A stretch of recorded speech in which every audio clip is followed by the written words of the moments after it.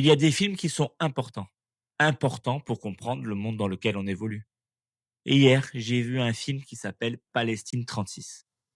Je suis passionné d'histoire et ce film nous replonge dans la grande grève palestinienne de 1936, à une période charnière du mandat britannique. On y découvre une société palestinienne qui, malgré ses différences religieuses et sociales, se rassemble face à une domination imposée. Le film montre concrètement ce que cela implique au quotidien. Des terres confisquées, des déplacements contrôlés, une population progressivement marginalisée et une violence administrative permanente.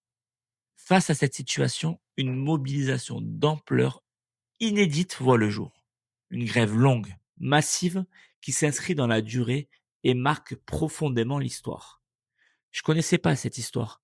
Mais ce qui frappe, c'est cette capacité à faire front collectivement, au-delà des croyances, des origines et des classes sociales.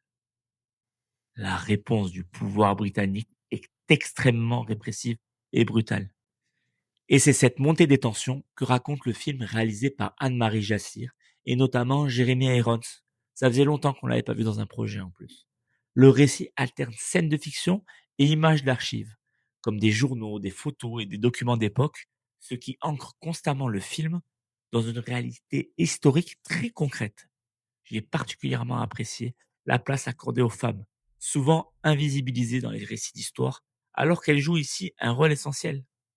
Palestine 36 rappelle à quel point une situation coloniale peut produire des violences durables dont les conséquences résonnent encore aujourd'hui. Est-ce que le cinéma ne devrait pas aussi servir à raconter ce genre d'histoire pour mieux comprendre le présent?